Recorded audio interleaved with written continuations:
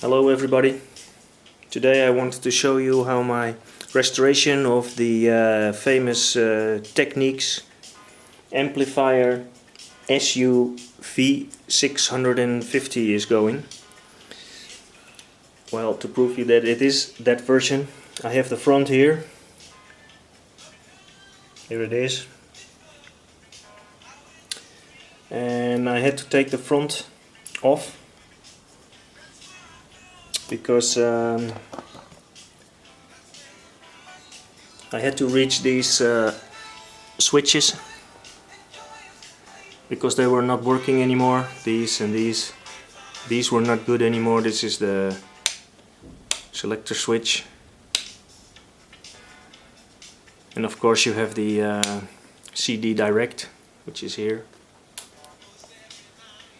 It's the most important switch. Tone control and balance wasn't working anymore. Now it's good again. Because I had to take this front off, everything else came off as well. This is the print with the speaker AB switches and the headphone connector. You're now listening to this headphone here,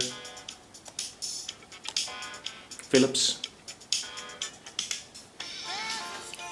and this is the power switch. Here we have, of course, the big transformer, big Elcos, and the power cooling.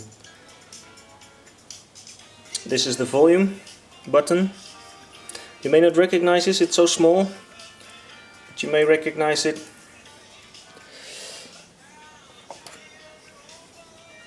This has to be attached to this, then you may recognize it.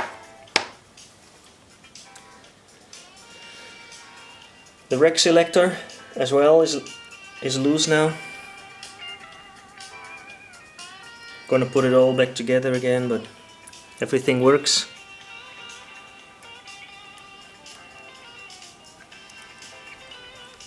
So anyway, I wanted to show you what the SU-V650 looks like